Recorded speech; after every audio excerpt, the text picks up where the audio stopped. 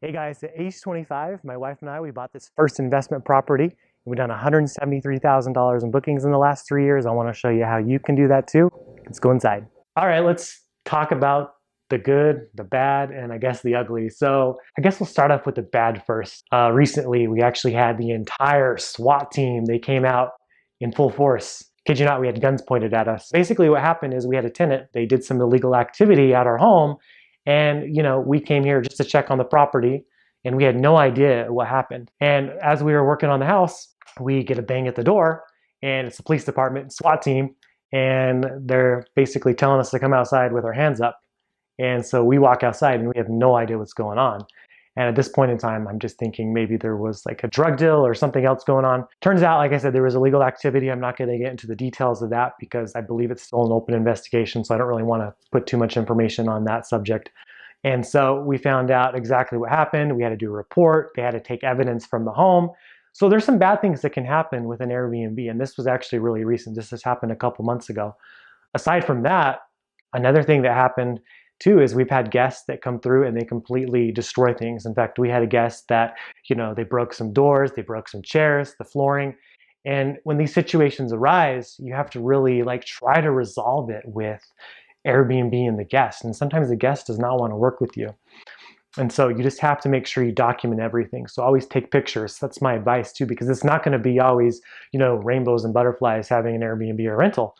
And you got to fix things. And the thing is, if you have someone coming and the stuff is broken, that puts you really in a tight position where you either got to hopefully fix it or discount your next guest, or depending on the situation, you may even have to just cancel them and explain the situation. Aside from that, we've had over 100 bookings across Airbnb and VRBO. And, we've just had really about 2 or 3 really bad experiences. And the last one was the worst, obviously involving the SWAT team. So other than that, would I recommend an Airbnb? Absolutely, because you're going to have guests. They're going to they're going to be messy. You're going to have your cleaning crew come and take care of that. But other than that, I think there's a lot of benefits to having one. So just keep that in mind when you're doing these short-term rentals. I mean, even with a long-term rental, you can get tenants that may destroy the place or may not. Obviously, with long-term, you mitigate that risk in a way because it's just one person that you're really counting on, and you know exactly who did it. And we still find things too. It's kind of funny. We actually, my wife and I, we still find stuff that are broken, and we're not sure if it's from the last guest or from the guest before. And so sometimes it's just small stuff like a glass that gets broken. So you just have to factor in small costs like that. So what originally got us started is we were just looking for some other investments, and we thought about doing an investment property. And we were mostly debating between doing a long-term or a short-term rental, and ultimately we led to doing a short-term rental. And it actually worked out really nicely when we came across this home because it was a fixer-upper and it was really close to where we live. So it's something that we thought we could manage as well. And that's exactly why we bought this property. All right, so the first question people ask a lot is, well, where do I buy and how much do I spend on an investment property? Well, that's what I'm here to tell you. We bought this property as a fixer-upper. It was $399,000 when we bought it. We put about $80,000 into renovations. And the reason why is we wanted to make sure we had durable material, but also for it to look nice as an Airbnb or VRBO. If you were using maybe more of a long-term rental, you may have used different materials. But I think for an Airbnb, you're trying to attract a certain type of client. So you may want to decorate your house too. Oh, by the way, that also includes the furniture for the home as well, which you have to keep in mind. If you decide to go with an Airbnb or VRBO, you need to have the home furnished, versus long-term rental, you kind of have the option to just keep it unfurnished. Location is very important with an Airbnb or VRBO. This specific rental is in Old Town Scottsdale. So depending on your market where you live, you're probably going to want to pick an area where you do have a lot of tourist activity, or you have a lot of people traveling in. So keep that in mind. Location is actually very important in real estate. You're going to hear it a lot. Location, location, location. So you're probably wondering, do I go with an Airbnb or a long-term rental? Well, I think that really depends, because a long-term rental and an Airbnb, they both have their pros and cons. So I think that with an Airbnb, there's a lot more work involved than with a long-term rental, because you're going to have guests checking in and out. You got to make sure that you have your cleaning scheduled, and you of course still have to go and check on it yourself to make sure that the property is okay, or if things break, because you have so many tenants in a way going in and out. Versus a long-term rental, if you have a contract for 6 months or a year, it's just that one person. But I find that with an Airbnb, you have the potential to make more. That's the upside, as long as you're also in a good location. But long term, I think is going to be less maintenance. Just when something comes up, you have to take care of it for the tenant.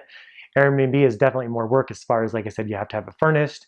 You have to make sure that everything gets clean, maintenance, and all that good stuff. So it's more of like a risk reward thing. So keep that in mind if you're deciding, should I do Airbnb or should I go with a long-term rental?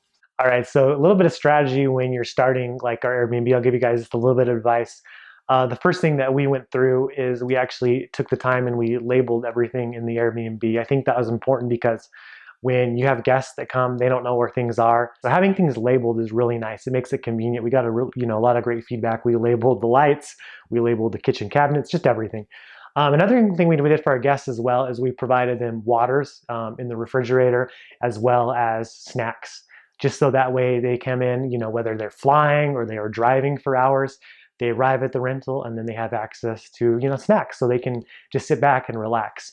I think that will help you long term with your reviews, but also just provide a better user experience for your guest.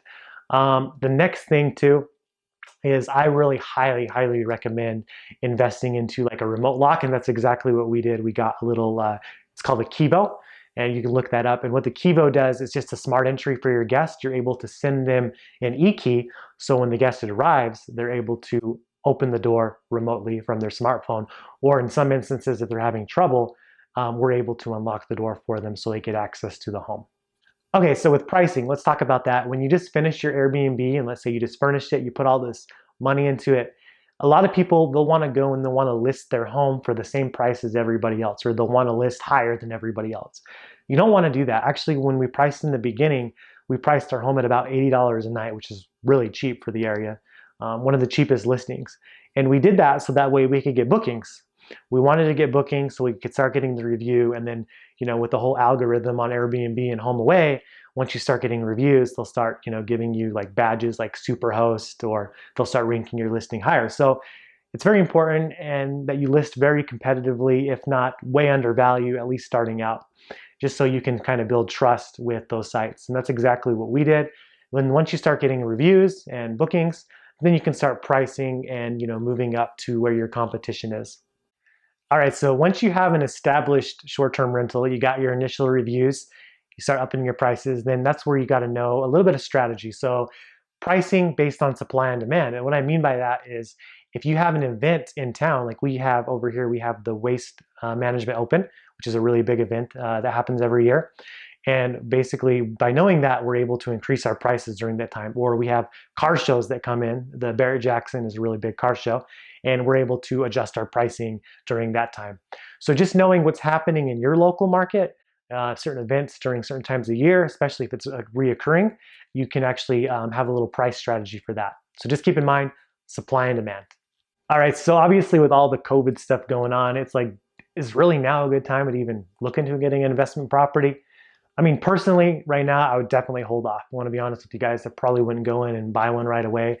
I just watch the market, kind of see what happens. If you find a really good deal on a home, I mean, don't let it stop you by any means. Don't let it stop you, because even through all of this, yeah, we've had people cancel cancel bookings. We've lost some bookings. We still have people coming in, actually on a weekly basis right now, which is pretty good for this time of year. And we saw people booking for the future actually quite a bit, which is our busier season. So I haven't seen future bookings, 3 or 4 months down the line slow down at all. Just currently, it's been people have been kind of canceling. But yeah, if you're looking into an investment property now and you find a good deal, I'd probably pursue it. But if you're not finding a good deal, it's something that I would kind of hold off if your goal is to just to get into an Airbnb or VRBO. But there will always be people looking for long-term rentals. So even if this whole Airbnb and VRBO thing didn't work out, there's always going to be someone who needs a long-term solution in the area. All right, so another thing that's awesome about, I think, having a short-term or rental property is that when it's not booked out and it's available, if you have family that comes into town like we do, we actually are able to give them the place to use. Versus a long-term rental, you couldn't do that. If you have Timmy booking your place or Timmy renting out your home long-term, you're not going to be able to kick Timmy out of his house. So just keep that in mind when you have a short-term rental and you have openings. You're able to use the home for family, and that's exactly what we do. Also, with with an Airbnb or VRBO, just make sure that you keep some of the cash flow in the bank, savings. So if anything unexpected does happen, but what you're able to do, of course, is pay off your mortgage faster. Take the extra money, pay off your mortgage faster if that's something you want to do. You can also, or you can take the money and cash flow another property. And that's exactly what I would recommend doing is, invest the money that you're making, pay off your mortgage faster, whatever makes sense for your personal financial goals. Well, guys, I hope you liked the video. Make sure you hit that like button and subscribe. Leave a comment below if you have any questions about short-term rental properties, long-term, and we'll see you in the next video. Oh, I do want to mention we're going to be doing another Airbnb/VRBO, and I'll actually walk you guys through the whole process, furnishing it, setting it up from A to Z. So that will be on this channel probably in the next few months. So stay tuned for that.